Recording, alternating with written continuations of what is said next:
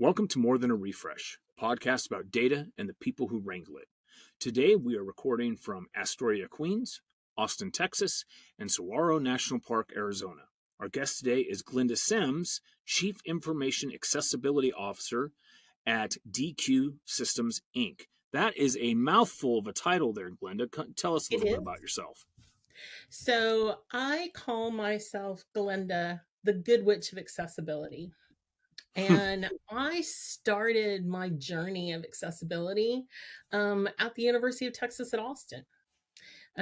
Before becoming a digital accessibility expert, I just had a bachelor's in psychology, business management, about a decade of work in the human resources field. And I was bored. I was really bored. Okay. Because back in that day, like the things that I had to do as an HR professional really could have been done by computers. And so, Now, what do you mean by that? What's an example? um, an example of that is I would review University of Texas at Austin employment appointments and approve them and code them for benefits in my early career. Okay. And the majority of what I was doing literally could have been programmed to do that review. And as opposed to me doing 100% of the work, I could have done the 10 or 20% that actually required my brain, but it hadn't been programmed yet. So there were a lot of jobs back then in the early 80s and the early 90s where people were paid to do things that computers would eventually take over. Well, and I think we're seeing that now in a lot of sectors. I don't know whether or not it's a good thing for society yet. But before we get into some of the things that you were discussing, I actually want to back up just a bit because you said something about your degrees. You've got Yeah. business management and psychology. Uh-huh. And one of the things that I've always, people will, as someone who is also getting wiser by the day, I have a tendency to talk to young professionals, people that are starting to talk about, what careers they want, Uh-huh. what degrees that they should focus on. And a lot of them obviously are coming from the technical realm. But I do talk to a lot of younger folks, and I tell them, look, if you really want to be successful in business, there's two ways you can go about it. One is business management / strategy. There's nothing wrong with that because that will Mhm. never be removed by a computer. You need to have that people element. Yeah. But make your minor psychology. And the second side of that is marketing and psychology. Those are Mhm. two that I often Mhm. suggest because, with great power comes great responsibility, but you don't even know if you have great power if you're not educated about it. Yeah. And when you're a business manager, psychology is huge. Same with marketing. It absolutely is. And it's curious because like in my life, how many times have I said, I am not sales? That is not who I am. Um, I want to help people. And business management could be seen as like, ooh, I'm in power and I'm control and I get paid more. Or it can be like, hey, a really good manager helps their people succeed. And so I'm one of those that I'm in this to help the peeps. No, I get it. It's funny because, as you say, I'm not in sales. The amount of times that I've told people that I'm not in sales and they look at me like I've lost my mind and say, "Yes, you are," is really it's funny. It offends like my core beings. Like I am not in sales, but the reality is I am. I'm in the position of selling an idea of helping people, right? Or in my business, and in fact, even in our business, which is open source databases, specifically PostgreSQL, we're not there to take care of your database. We're there to help you take care of your database, right? So we're in the position of helping people. And I think that when the sales process or the business development process, when you look at it from that perspective versus you don't look at it from making the dollar, Yes. right? Making the dollar is the problem with the system. If you look at it like a farm, right, where the profit, the dollar, that's the reward for the work, for the helping of the people. That presents a much better, in my mind, direction. And for every dollar somebody spends, did they get excellent return on investment? So you're right. We are all in sales, even though some of us are like, no, not me, not me, not me. And I've been told this, and I have learned it. And my shorthand is, I'm not the salesperson, I'm the expert. I just want to help, because my mission as we talk through digital accessibility, I hope before I die that a lot of things that I do in my current field of digital accessibility can be done without an expert. Okay. Well, that's a path I want to go down, but before we Okay. get there, um, let's talk about digital accessibility, because that's going to mean a lot of different things to a lot of different people. Sure. Let's put that in some kind of demonstrable box. Yeah. Yeah. So digital accessibility is when all people, regardless of ability or disability, can independently get to the same information and use the same functions. I'm going to repeat one word in that: independently. Okay.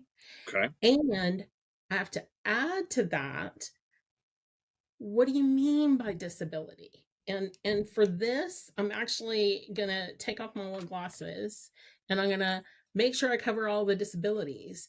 There are 5 major categories. The first one I'm going to mention has to do with vision. It doesn't necessarily mean I only help people that are blind. It can be blind, it can be low vision, it can be colorblind. It's anything that harms your 20/20 vision. So vision's the first one. The second one that I'll mention is hearing. You could be deaf, you could be hard of hearing. The third one I'm going to mention, I'm going to put my hand in the air and say motor. So physical, fine motor. And when we relate that to computers, it often is the ability to use a keyboard or a touch screen or a mouse. And then the next, when I started in this field, it wasn't really popular. Speech as input is another form of disability, because if a computer can't understand that speech pattern because of an accent or a disability, then is there another way for them to achieve that? And then the last is the biggest and the coolest: cognitive. Hmm. Is there something going on mentally that's blocking the person from being able to independently use or get the information? So, vision, hearing, motor, speech as input, and cognitive are the disability types. Equal access to use and get information independently. Okay. So the cognitive one, that's the one that interests me personally most. Mainly because I'm in tech, and I have yet to meet an individual who is good at tech. Uh-huh. And when I say good, I'm not talking about the ability to navigate Instagram. Okay. Right, I'm right. talking to people that have a gift for tech. I have yet to meet one that does not have a gift for tech that isn't somewhere on the spectrum.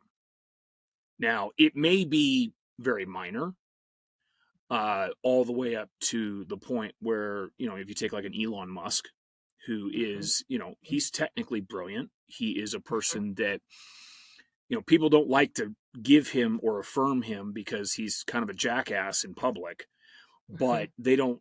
On the flip side, his ideas are literally changing the world as you and I speak, Yeah, right? yeah.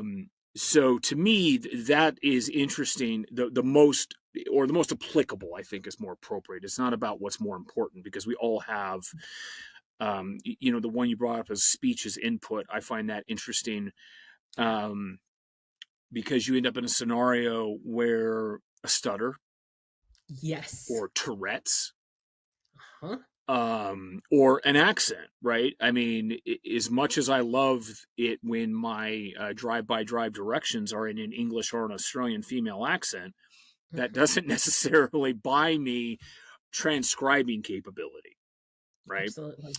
Yeah. And as I've gotten older, especially because even as technical as I am, I hate smartphones.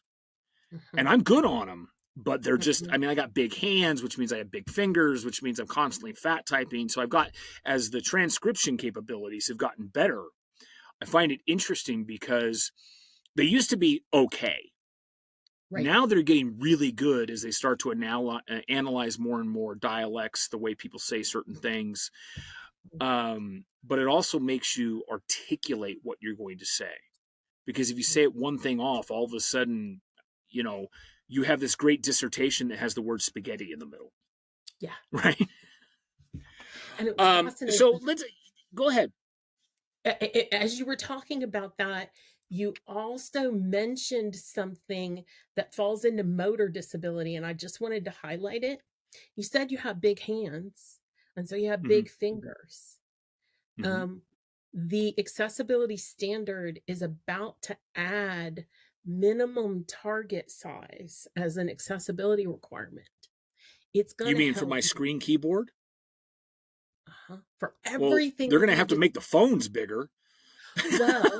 well, we have to be creative, and something that we may think is impossible today, it it doesn't matter if the users can't use it. And what's beautiful about this moment is, we're talking about disabilities, people with official disabilities, where in America they might qualify under the Americans with Disability Act for certain things.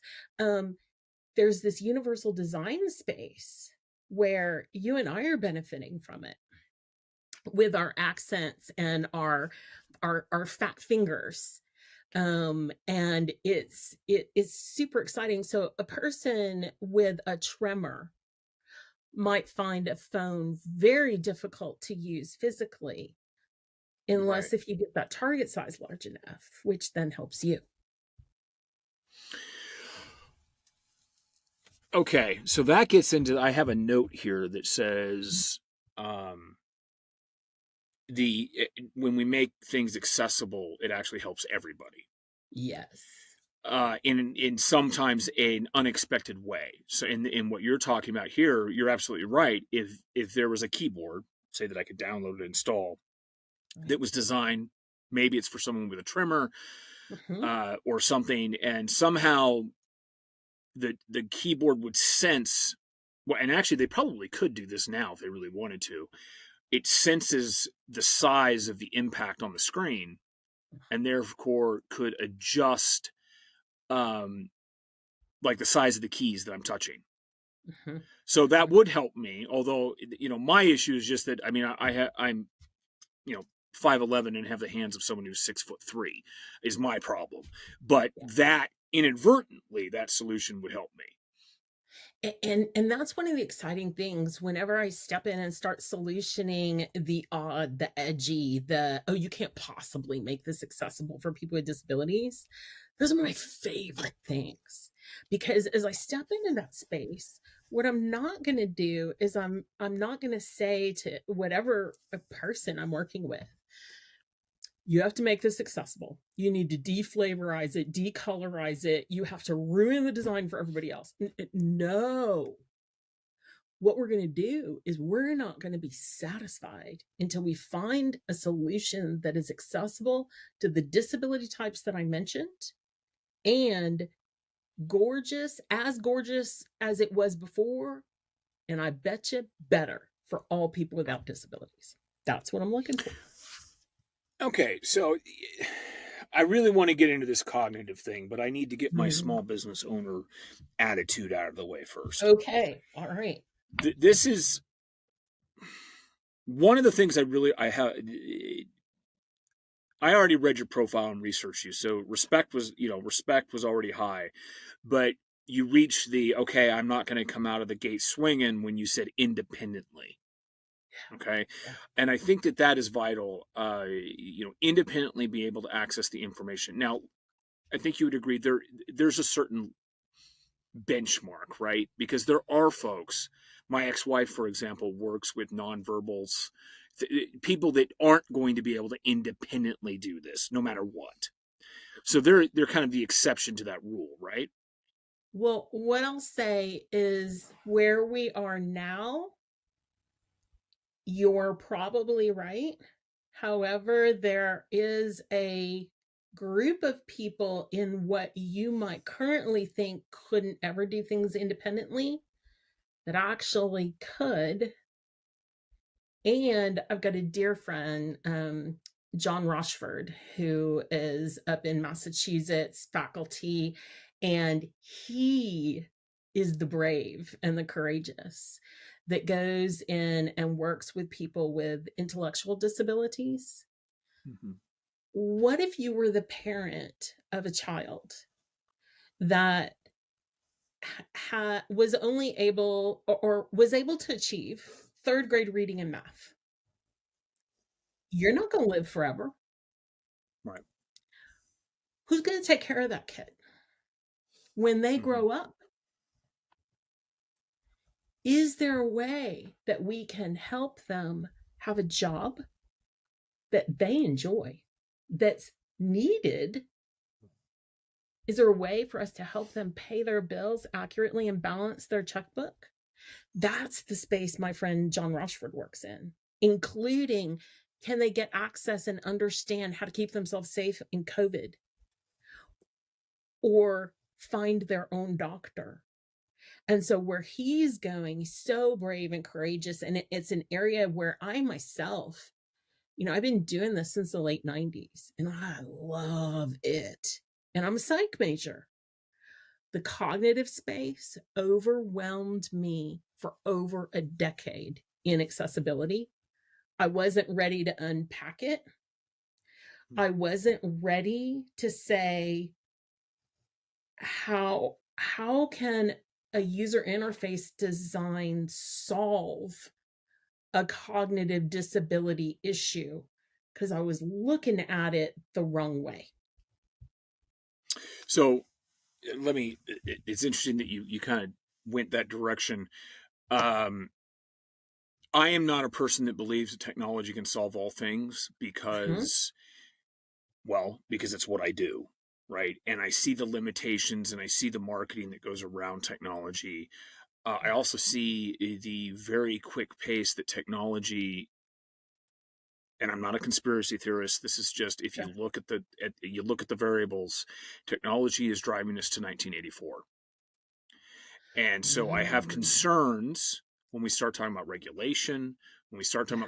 about I don't know if you've seen in the news this chat GPT thing that's going about right I now. I I've seen it. Yep, yep, yep. Yeah. So I have so I as technical as I am, I start to push back, and I very much am a fan of the saying, just because we can doesn't mean we should. Mhm, yes. Right. So we have. I think that there's things to unpack there. But before we go there, if Lindsay hasn't already mentioned this, and for those who don't know, Lindsay is our producer. She's currently about to roll her eyes. Her father, Steve Hooper, is in exactly this Mhm. business. He is a dean of something at UNC Chapel Hill. I don't know if it's of like the psych department or what, but he works with cognitive. Go ahead, Lindsay. Yeah, he's the Dean of Allied Sciences at UNC Chapel Hill. For a long time, he was a practicing child neuropsychologist. Really great guy, published author, and we had some very good conversations about exactly what you're talking about. You take someone who maybe has third grade or seventh grade mental capacity, and you find ways for them to Yeah. be independent. Maybe that's in a group setting, but they're as independent as they can be. And you do things like give them jobs, you give them purpose. Now, as a small business owner, and I haven't seen this recently, but it has been brought up in the past, there's a certain amount of, like, I can employ someone, let's say for customer service, and that person does Mhm. not have to be exceptional intellect, right? We're talking about, say, hi, how can I help you? This is the policy, this is the process, whatever, and provide them with purpose. And I will happily do that. And I think a lot of small businesses would do that if the cost of the individual doesn't override the return, right? I mean, Absolutely. that makes it very challenging. And I will say that you are absolutely right as a business owner that you don't have the dollars or the time or the resources to subsidize this.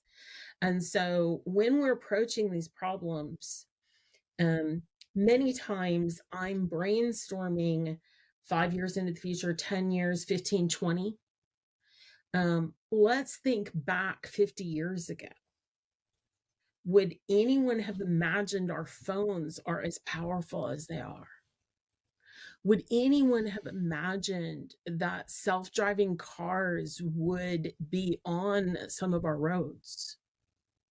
The You're right. Let Not me interject. I every actually think that they would, right? Mhm. And I mean, there's a lot of, I mean, even back in the 70s, they had video phones. They were terrible, but the idea was there. I mean, I remember that Apple, for example, Apple had this vision of these phones. I don't use Apple, by the way. I'm an Android fan. Okay, you're an Android fan. Um, Yep, uh, I got them down here. I got them down here. yeah, they're called the. Do you remember the Newton? Yeah, I do. Okay, they were Yeah, way ahead of their time, and it was largely a flop, except among those who were really geeky. But yeah. these corporations and these people, these brilliant people in the world, the Wozniaks and things like that, they do Uh-huh. have this vision. It's just we haven't got there yet. I mean, I'll get from a business perspective. I invested in a company. I think they were called. I think it was Peabody. I think was the company, but it was back in the very very early 2000s. What Yeah. they did is what DoorDash does. We were Oh, just ahead of the yes. time, right? They Mhm. could it was not enough people because remember the internet, quote unquote, as a consumer device is young, It very is. young. I mean, it's just got to adolescence, right? Mhm, mhm. So I do think that there are those people that will see that they're just ahead of their time, and so people kind of poo-poo on it, or it doesn't take mass adoption. And I'm not talking about we're going to spend inordinate amounts of money to help somebody do something. I'm not going to break the bank. I'm looking for that pragmatic, but in exploring that and in the space that I hang out with and the cool people I hang out with, I am going to brainstorm outside the lines so that I don't block anything off. And the Newton, I literally remember sitting around a table, University of Texas at Austin, we were envisioning the year 2015. And I think the year was 2001 that we were sitting at this table. And my team said to me, the future is already here, Glenda. It's just not widely distributed. Mm-hmm. So you can find these pockets of the future. And so some of the things that I'm saying to you, you're like, I don't buy it yet. And that's totally fine because it doesn't exist deeply yet. Um, I do have your best interest in mind as well. I'm not just I'm going to at all costs help people with disabilities, even if it breaks the business's bank. Because you know what? We need the business too. Mm-hmm. We need the employers, at least for now, right? Mhm.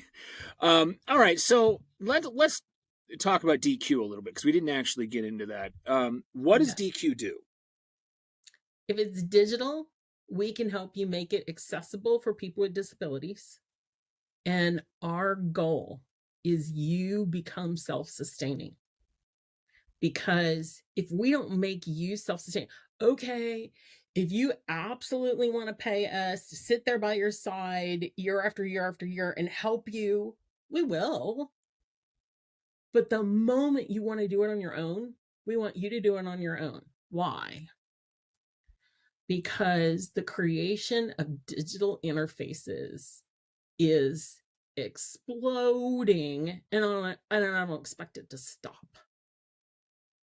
And so we have to make it so that it is as commonplace as understanding how to, okay, I'm going to oversimplify, breathe. So it's interesting. You said the interfaces. The first thing that pops in my head is an ocular device, right, Mm-hmm. where people who are deaf can now hear. They are also now experimenting with I don't even know, digital retinas. Basically, you can't necessarily see, but it can draw out shapes so you don't walk into walls, or you can make Mm-hmm. corners, things like that, Mm-hmm. which I think is fascinating. This is my concern with these, is that eventually Mark Zuckerberg's going to put ads on it, right? And you laugh, but No, that's my I'm with concern. you. Right? I mean, look, some of the largest driving factors of technology to the public, was driven by uh, things that a lot of people don't like to talk about, right? Mm-hmm. Video streaming being as popular it is today as we do it on this platform, that was caused by porn, right? It's That so was funny. Yes. Yes, that was the driving factor. Is people wanted instant access to their porn, and because of that, you and I are now having a video Great video podcast, time. over the hotspot on my phone in a national park. That's what did that. Yeah. Now, Yeah. the plus side of that is that now we're starting to see medical breakthroughs. Things like 5G have nothing to do with better broadband for internet. That's the side effect. That's for things like doing remote surgeries, things like that. Mm-hmm.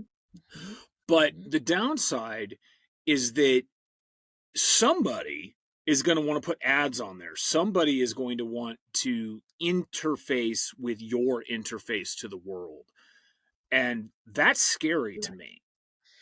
And I'll say that I, as I sit in my office surrounded by my magical things, I have rainbows and unicorns all around me. You would think I was four, with the number of toys in my office. I'm gonna look for what can we do with all of this for good. And I really depend on people like you to go, oh, yeah, but what about this, and this for bad? And we need that balance, and we need that conversation, because there are bad actors out there. What percentage of humans on the planet do you think are bad actors? Okay. Truly bad actors, or like evil, or just people that don't understand the implications? Um, let's lump them together. What is it? Is it more humans are ending up doing bad for society than good? I would think that as a species, we're inherently selfish. And if you don't have the sociological or intellectual capability to think broadly beyond yourself, because that's all evil is, right? Evil is just a selfish act. And it's Yeah. the result of whatever that selfish act is that causes the horrors of war, or whatever the case may be. So if you have, it's not as simple as just lumping them together, because you have those who Yeah. do not understand and can be educated. Uh-huh. Okay. But then you have those who do understand and don't want to be educated. Yeah. And then you have people that are evil. Okay, people that are out there killing people for no other benefit but to kill them. And that happens. And it So, does. when you say, would I say that the majority of people are bad actors? No. I would definitely say the majority of people don't like change. The majority of people Unless don't it makes understand the bigger view, don't yeah. understand why it. Here's taking it away from this particular problem. Here's a simple one. Mm-hmm. When I live in a house, which I do own, well, I have a bank that owns a house that I supposedly eventually someday before I die will own, in Bellingham, Washington. Okay, I have 10 acres. So in Bellingham is a very blue area, but we're surrounded. I live in the county, not in the city, and the city is a little bit more purple and libertarian, which is generally where Mm-hmm. you go when rural, right? Don't tread on me, leave me alone, let me do my thing. Right. Right. And I got in this great discussion. People were getting frustrated because you drive into town, there's less lanes for cars and more lanes for bicycles. Mm-hmm. Okay. And I was talking to a gentleman, a little bit older than me, who just didn't see the purpose. Why are we spending all this money? And I'm like, first off, it's not about you or me. It's not about the next 5 years. It's about the next 25 years. Mm-hmm. And there are and he either couldn't grasp it or wouldn't grasp it. It could have been one or the other. But the reality is I think that's where most people fall. You have visionaries, whether they agree with the other visionary or not, bike lanes being a good example. The idea that electric cars are a good idea, they're not. Don't get me wrong, I'm not against green technology. It's just I think hydrogen has a better future. But then you have these people that because it's change, it's bad. That doesn't make them bad actors. It just makes them unable to shift. And you're right. And that's the majority of people. I've experienced that, but I don't think, or let me put it this way. I think we need the dreamers like me to dream and imagine the better future. And then we need the reality checks. And I perform my own reality checks when appropriate. But when I'm dreaming, I want to be in that full space. And I can't tell you how many things that land in my lap and they come to me this way. There isn't any way possible that we can make this accessible. It's just not possible. And to me, it's a game. I'm like, how can I make that possible? And I've been in art museum space where we've made it accessible. I've been in hologram, help me Obi-Wan Kenobi, you're my only hope space, and figured it out, and it's not hard. I love the challenge. And it wasn't that expensive either. So I think that's where your challenge actually is, though. I think that there is a philosophical challenge and a moral challenge to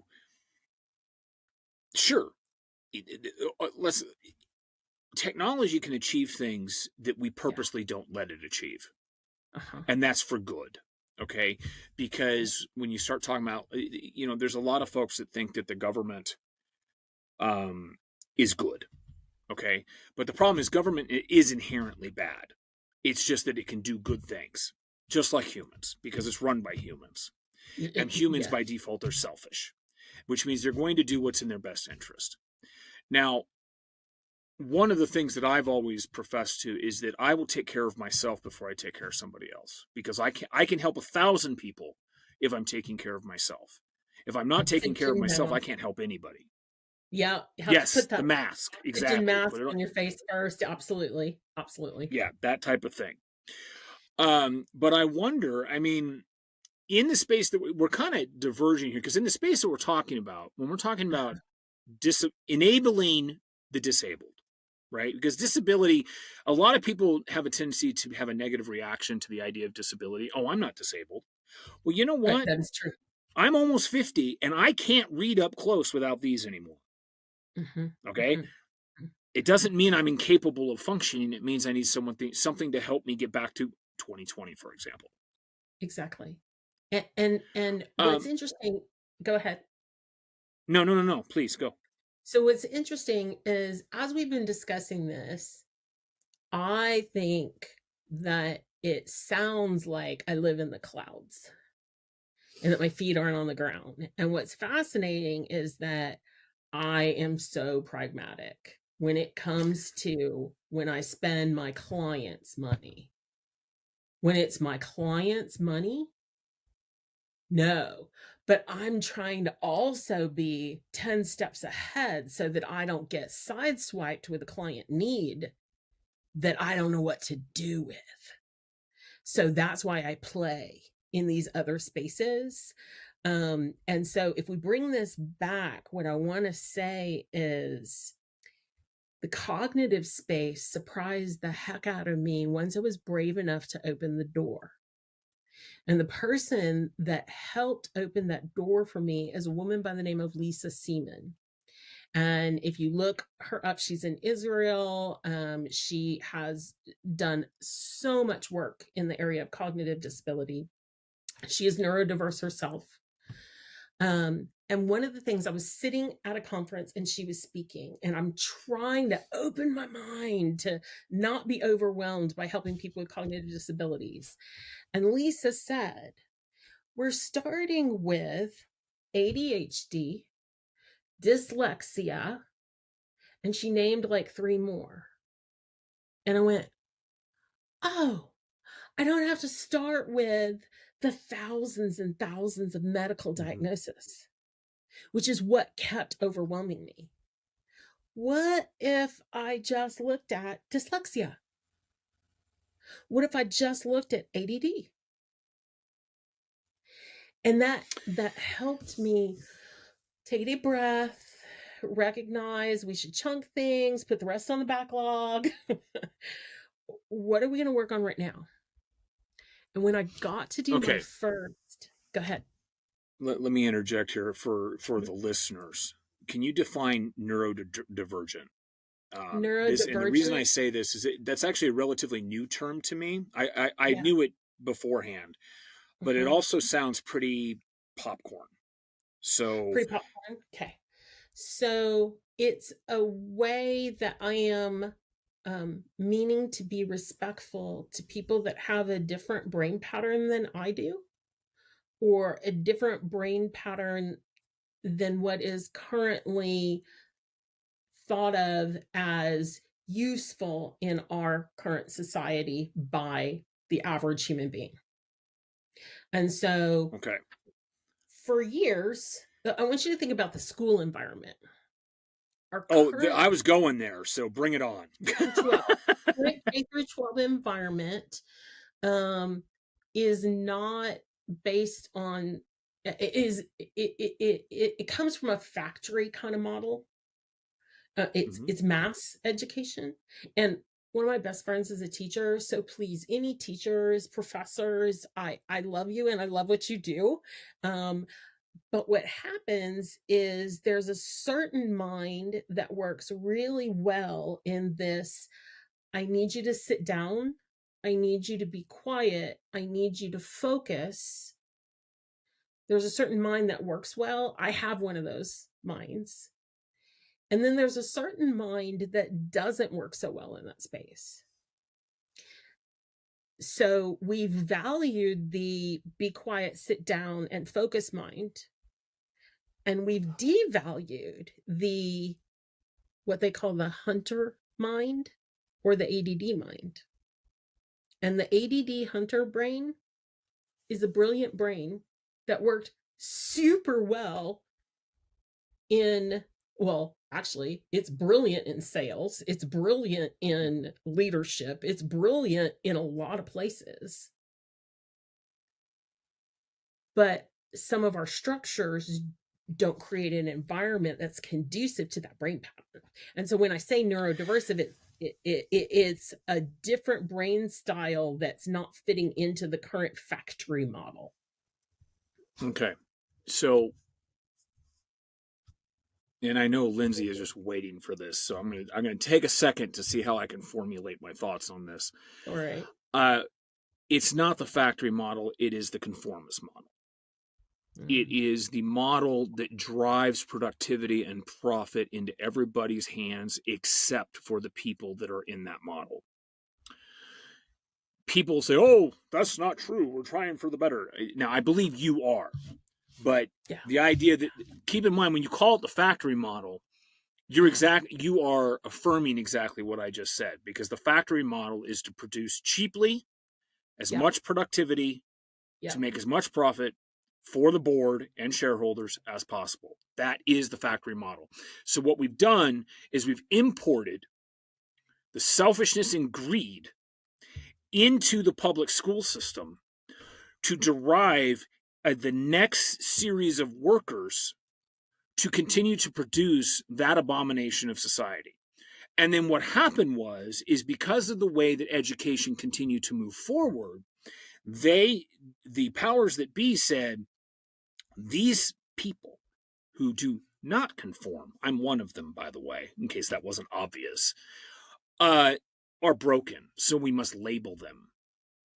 I'm not ADD. I just think faster than you do. And that's just something that you're going to have to learn to deal with. Right? And there are things that you're going to see and notice. It was so cool. So I remember the first time that I got to do usability testing on a website, and I got to include people with neurodiversity. And as I was working with the client and we were picking which cognitive differences I was going to recruit for, we picked the two. We picked dyslexic and we picked ADD, ADHD. Mm-hmm. And I had no idea what was going to happen in the usability test. At that point, I had done more usability tests than I probably done over 100, not looking at cognitive diversity. And I was in this test doing blind, motor impairment. There was no speech input. There was no audio, so we didn't need to do anything related to hearing. And then I picked up dyslexic and ADD, and I'm like, man, this is going to be interesting. What happens? I was so curious. To a T, the dyslexics picked out anything that was a pixel off in the design of the interface. And really? A thing that I couldn't catch with my eye, they picked up. So if there was a different font, if there was something out of line, it distracted them. The dyslexics all pointed it out. And then, to my surprise, so did the ADD people. Now, I'm not saying, this is a small cohort that I was working with. But it was like, wow. What I just learned is that some people are distracted by design disorder more than others. And so you can improve the user experience by having more orderly designs. I would agree, actually, because I am someone that spots, right? I'm like, what? Like I want to talk about accessibility at large here because we are running a little bit long. But before we get there, here's an example. There is something that takes place in the common person's day now that is one of the surefire ways to allow me to have a man tantrum. Okay. And that's self-checkout. Self-checkout is an abomination for anybody that thinks really quickly. Okay?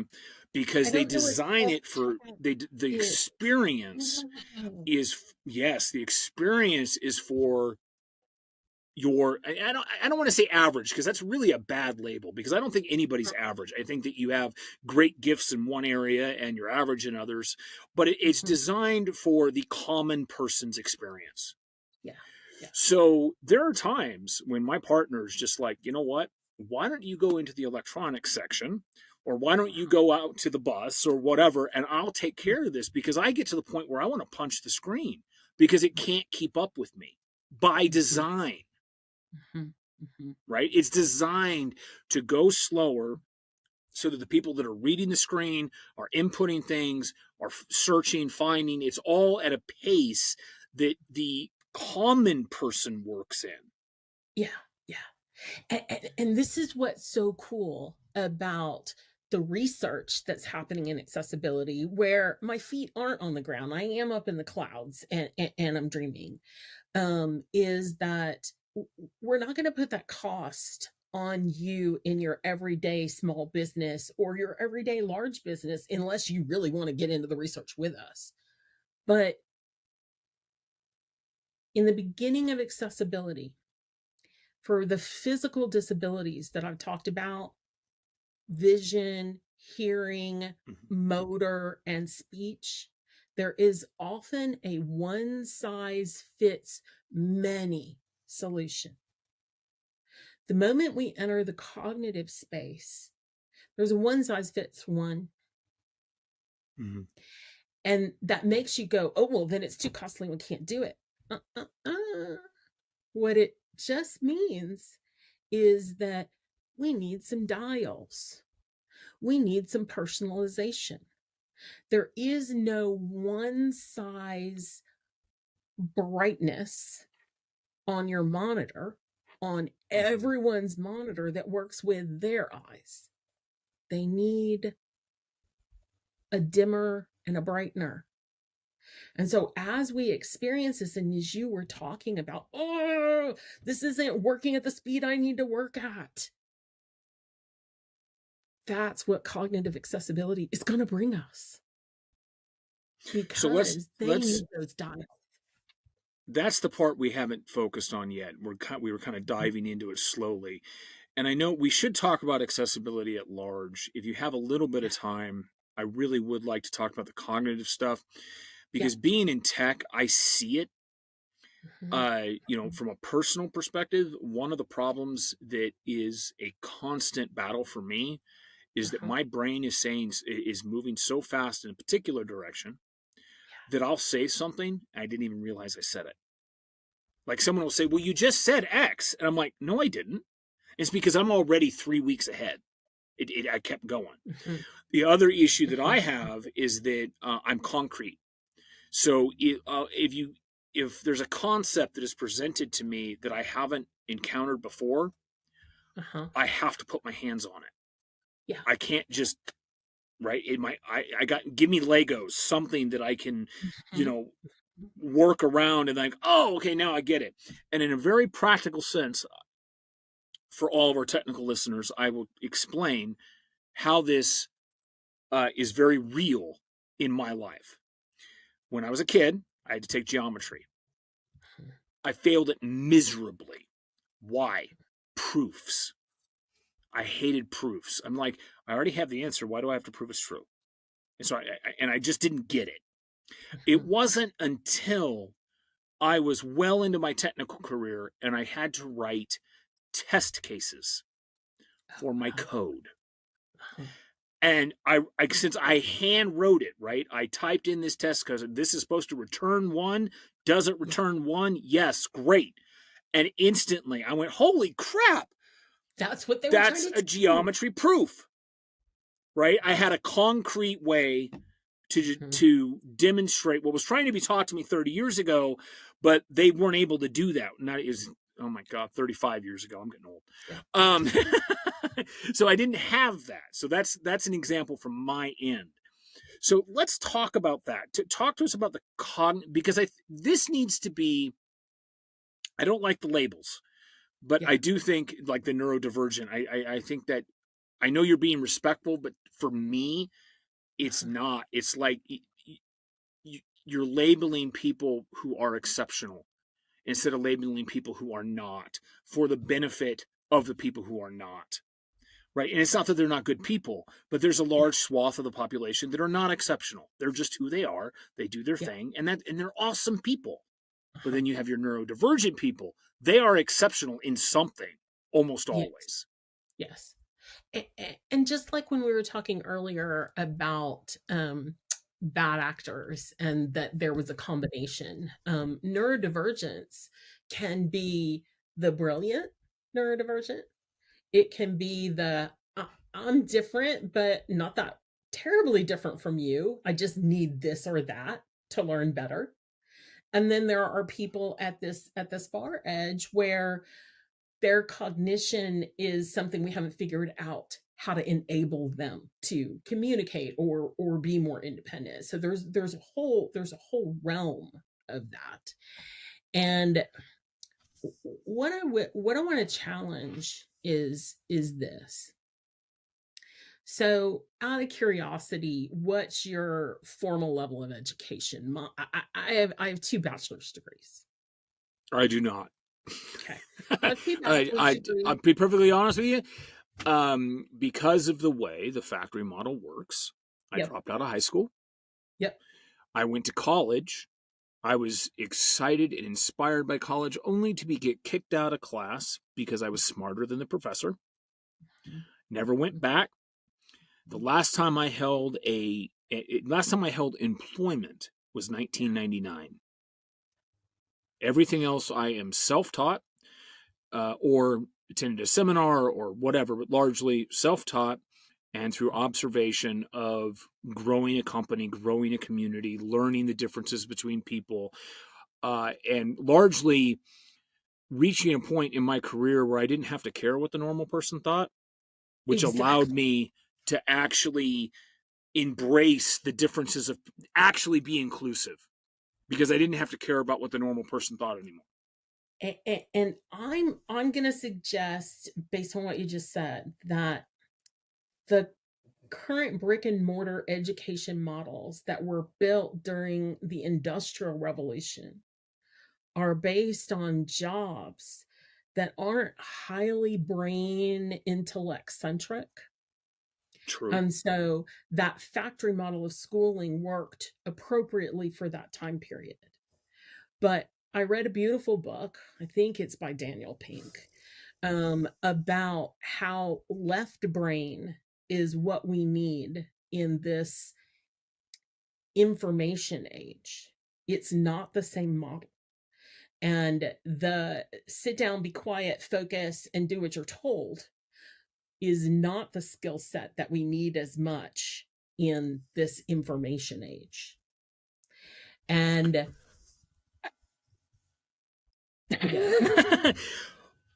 But you're talking about a situation where, because there are right, I mean, yes, they cross over, but there are dominant, right? You're right hand dominant, left hand dominant, right? You have people that are right brain sure. dominant, people that are left brain dominant. And I think that what we're forgetting, this comes back to the just because we can doesn't mean we should. If we Yeah. focus on the left brain folks, we are leaving behind all the people that can bring Oh, and amazing gifts to this. I'm not saying that at all. It's the title of a book by Daniel Pink. And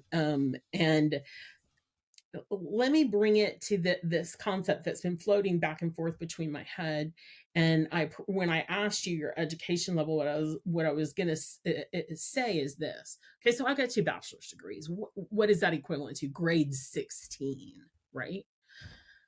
All day long, does my brain work at grade 16 exam making an A level? No. When I first wake up in the morning, didn't have a restful sleep, and go to slap the snooze on the alarm, what level is my brain? Oh, Survival. maybe second, first grade. I mean, it's low. It's very low. Look at the design of that snooze screen. Well, I it's large needed and it. easy. I needed that. And so, this cognitive accessibility, while it can make the difference for a person with X grade, if I said third grade reading and math, for them to be more independent, it also is helping me every single day not turn my alarm off when I meant to snooze it. Okay. And fascinating, I want you to imagine that you were in a fancy coffee shop and you're going in and there's a bunch of hipsters in front of you and they are doing all their fancy little orders and you want black coffee. You just described my every time I walk into a coffee shop. Okay. That barista up there has about 100 recipes in their head.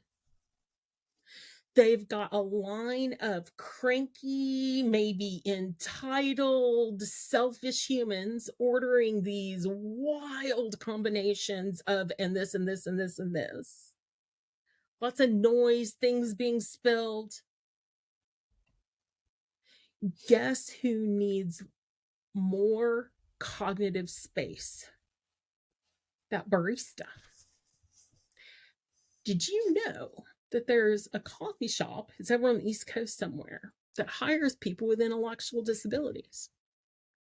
Do you know a really great place to learn how to make the barista that doesn't have an intellectual disability job easier? Go look at how they figured it out for these employees that have intellectual disabilities. All right. Societal problem, though. Mm-hmm. Everybody's moving to touchscreens so that there is no barista. I actually just wrote an article all about this. Yeah. In that we are moving toward a society due to convenience. We are losing our people. We're losing our people connection. We're becoming more inhuman because everything is, well, this gal or guy, usually a gal, but this gal can't remember my order, or in the big black and green corporation mindset, if we can move to an automated model to where we have one person that can serve 50 people instead of 5 people that can serve 50 people, we now have profit off of very small margin stuff. But it removes the human. What I'm going to say is, when we used to work by candles and then got light bulbs, and when we used to have to put the cars together with human hands as opposed to robots. I don't know about you, but I kind of like the work I get to do every day. And I believe that we can maintain the human connection. Now, the one thing I can't do is I can't exactly touch you, okay? Right. But the intellectual conversation that we're having right now is awesome. And this touch screen that would allow me to order the coffee and not have this intelligent barista who's actually wanting to write and publish a novel. Maybe it's going to free them up. Maybe there'll be a new career that they can do that is actually better fit for their brain. They're doing the barista because that's what they can get right now. It's funny you bring that up. I used to work for a company called Pal's Books. I don't know if you've ever heard of them. They actually maintain the largest freestanding bookstore in the world. And it takes up multiple stories in an entire city block in Portland, Oregon. And by far, the majority of people when I worked there, the majority of people that worked there were English degrees, history degrees, things like that. They worked there because they love books, but they had different aspirations, and people weren't valuing, and even to this day, people don't value as a whole. Society as a whole does not value intrinsically a literary work of art. Or if they go to the Met, the meaning and the passion and the texture is lost on them. They can say it's pretty, but why is it worth $1 million? Right? But on the other hand, and I wish we had time for this. I'm going to say this, and then I want to divert back. The other hand, this comes back to just because we can, should we? Yeah. Right? Because there is definitely you're absolutely right. That barista might be able to write the next great American novel. Yeah. So what? Right? In reality, I mean, let her or let him, good for them, awesome. But you're replacing, sure, like you said, we're having this great conversation. Yeah. A lot of people can't do that. A lot of people are cognitively disabled and are unable to do that. A lot of people just don't have the emotional capabilities, or however they were raised, they're closed off, or they can't find something to connect on. Right? What if we can help? So with that, though, no, go ahead. Okay. Go ahead. Okay, but we can help them. We can help. Every human being what if we can help unlock more of the positive human potential? That's what I think this is about. How do we And avoid Wall E? I don't know. I think I might need bourbon and dark chocolate conversation to figure that out. Which bourbon? Which bourbon? Okay. Which bourbon? Okay. The everyday bourbon is going to be Jim Beam. The I want a nice bourbon is going to be Four Roses, and if you want to get really highfalutin, I will get the Blanton's out. Okay. I'm a Woodford Double Oak. Ooh, Woodford's very nice. And one that I haven't had a chance to try, I was hoping to try on this trip, was Castle and Key. And the reason I'm wanting to try Castle and Key, you probably know this. It's made by. You were there. Okay, so you know she's the first master distiller of bourbon that's female. Well, I was there before they opened.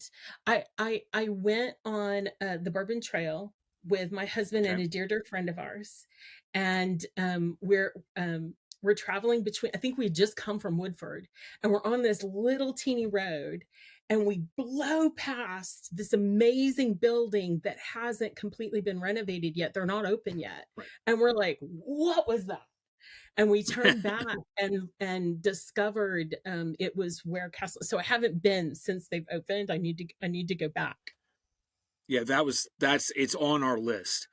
All right. So before we really get distracted, because we could talk about bourbon all day long.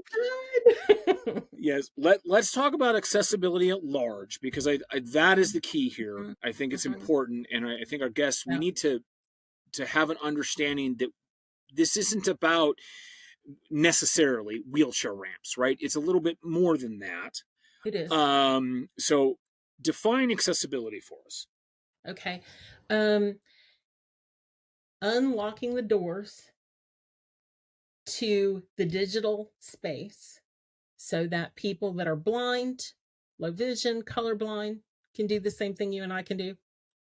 And then we go into the deaf and the hard of hearing can do the same thing you and I can do. They can make an A, they can be successful in their job, they can buy the thing, they can vote, and through all those disability types.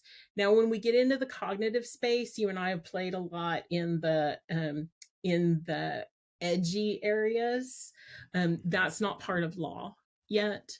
And so if we're looking at countries and laws, Americans with Disability Act and the equivalent in countries around the world, you're going to see unlocking the doors for the major physical disabilities that I've described. And it needs to be possible for them to do it independently and technically viable. Okay. One of my coworkers currently can't play a video in a third-party software that we use. It's because whoever coded that interface hand-coded their video player, and the play button is a div, an HTML div, that has no element that raises it up so that assistive technology like a screen reader can know that there's an action on that. A div in HTML is just an inert junk piece. Right. And so you need to have an identifier. It's a button. It needs a name, play. It needs a role of button. And it needs to be able to be gotten to by a keyboard, not just a mouse, so that you can tab to it and press it with the space bar or the enter key and have it go. If that small piece of code is fixed, which is very simple to fix, actually, then my coworker, who's brilliant and has no light perception, can play the video that he needs to do his job. That's interesting. So as we're having this podcast, I'm using Linux.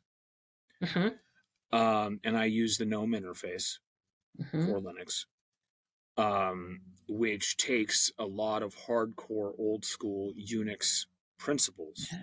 Yeah. And the Unix, for those that don't know, the Unix principles were the mouse doesn't exist, right? That was something that came later.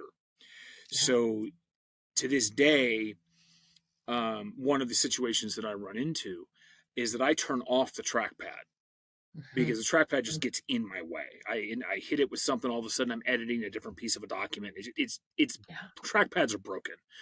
But if I don't have my mouse for some reason, it's not charged, whatever, and I need my Mm-hmm. trackpad, because of the way that GNOME is designed, I'm able to do it from my keyboard. I'm able to go in, Yes. open the touchpad settings, hit tab down to the right slider bar, hit space and enter, and boom, my trackpad suddenly starts working. That is accessibility right there. Right Okay. there. And that So unlocks the door for people that are blind and motor impaired, because a person that literally only has the ability to blink one eye could use that interface with the right So to be assistive clear, technology. let me interject here. To blink one eye, this is actually really important because a lot of people know who Hawking was. Mm-hmm. Mm-hmm. And Hawking was an amazing individual before he passed, Yes. but he had to communicate via a twitch of an eye, That's right? exactly I right. don't remember which side, but it's like he could like twitch one of his eyes in a certain Uh-huh. way, and we Uh-huh. made it accessible. And he's one of the most brilliant minds we've had in the last century. And how dare we not let that beautiful human brain of Stephen Hawking reach its potential? We would have lost it. How many people would have looked at that man 100 years ago and went, obviously can't do anything, can't think, can't speak, can't. Yes, he Put him in the could. sanitarium. That's the end of it. Exactly. And thrown away what he had to offer the world. How can we do that? How many people are locked inside a body that doesn't work like yours and mine, that have intelligence? Oh, it's I'm what motivates me. I'm reminded of the stories of and I can't remember the name of the condition, but there's a condition that presents itself like a coma. You Mhm. can't move, you Yeah, can't do anything, but you're mentally all awake. there, all there. Yeah. And Um, imagine you hear the doctors coming out. If it's something that's yeah, on set and you have a wife or a husband, and all of a sudden you see them, but you can't communicate. yeah. And so what's fascinating here is that this type of technology literally allowed Stephen Hawking to share his brilliance with the world. It may help another person that's been in a tragic car accident say, I love you.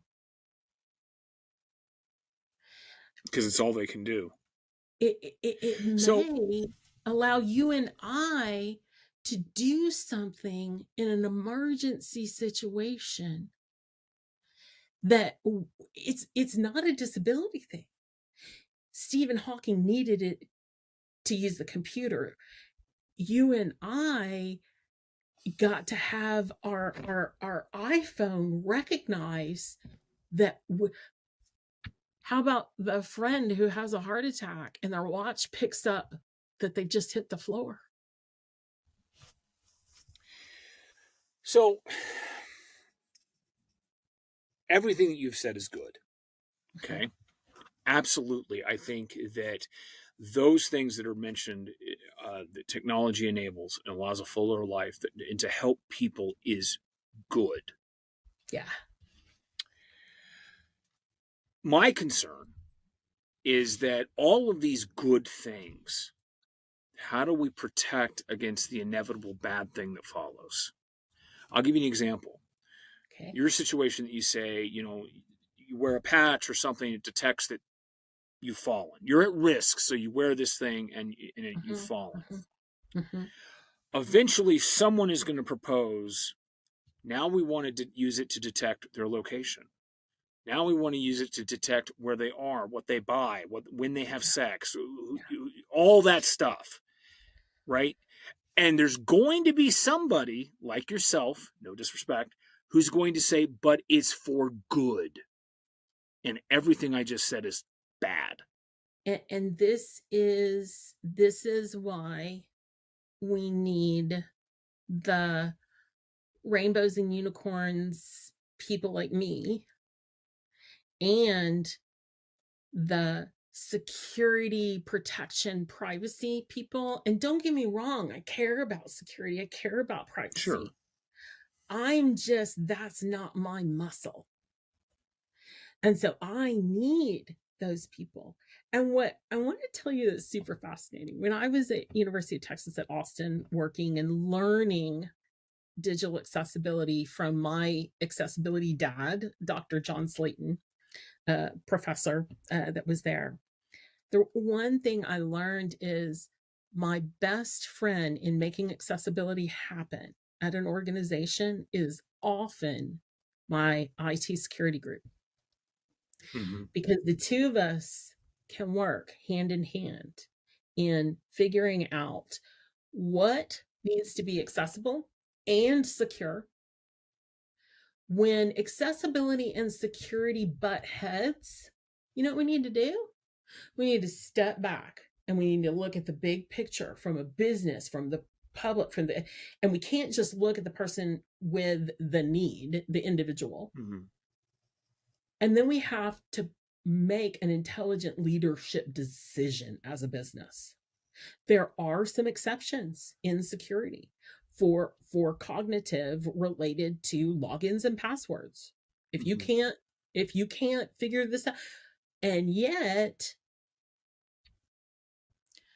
there's still opportunity. So I want to tell you that there is a beautiful relationship that needs to occur. It's that push and pull between the business need, the need of the person with a disability, the accessibility vision that I'm sharing, and the security, privacy, and this isn't going to be used for bad. And I don't. It's funny you bring that up because we just literally just had this discussion with our security team, and I had to remind them that the security team the job is not to say no. It's to answer the question, what is the problem we're trying to solve? That's the first part. What problem are we trying to solve? And can we, right? It may be a no, but if you start with no, you get nowhere, right? It's always, what is the problem we're trying to solve? Okay, so we've discussed, you've defined what accessibility is. Why? Let's see if we can cover this in 8 minutes. Okay. We're going to solve all the world's problems in 8 minutes. Perfect. Why is cognitive disability the next great frontier?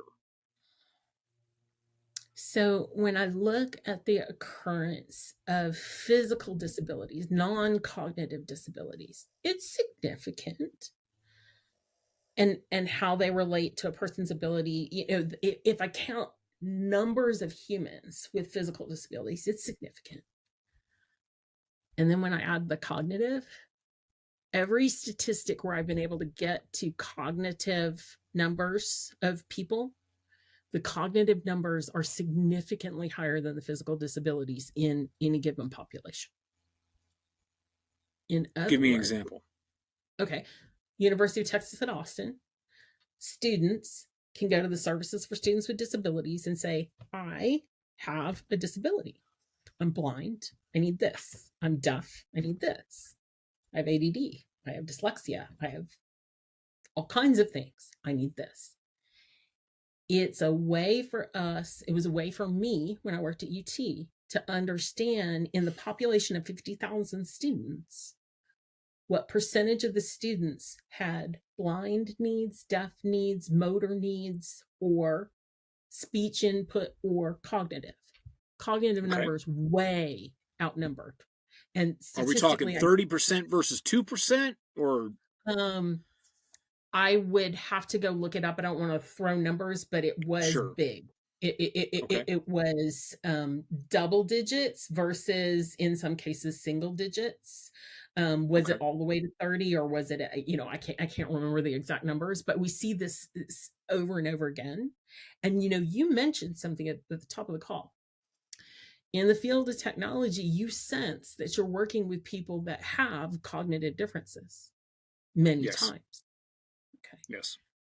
What I suspect is that every single one of us is going to benefit from this. And I'm going to bring us into a space where we're driving and we're late and the traffic is bad. And now the weather's bad. And there's somebody yelling in the back seat. It's your kid. They're crying and they're yelling. How's your cognition working right now? Well, I'm a dad, so do you want me to pull this car around? Right. And You'll pee at the next scheduled pee stop. exactly, Right? not yet, and be quiet. There's so many situations where a person without a formal cognitive difference or diagnosis has the exact same need as a Right. person with. And some of these situations are flipping dangerous. We're driving a large vehicle at 75 miles an hour in the rain in traffic. Yeah. Okay, cognitive accessibility is going to help you. It's going to help. So, and we don't have enough time to get into this. We're just going to have you on again for the next, like, Yay! we're just going to do like 6 more episodes because now we need to talk about autonomy, right? So, but we're not going to go there. Unfortunately, we are out of time. This has been fantastic, and if you're willing, we'd love to have you on again. This is I'd be delighted, fascinating. JD. I think we have a lot of intellectual, moral, philosophical, technical, like this that you were talking about, right? Yeah. Yes, exactly. Oh, yes, like this. It's good tension. It's good tension. And that I would hope, that's how you make progress, right? You make if you don't have friction, you don't make progress. It's that simple. Absolutely. And with that, it's been More Than a Refresh, a podcast about data and the people who wrangle it. Our guest today was Glenda Sims. Here comes the title: Chief Information Accessibility Officer at DQ, not the Frosty hamburger place. And Glenda, it's been wonderful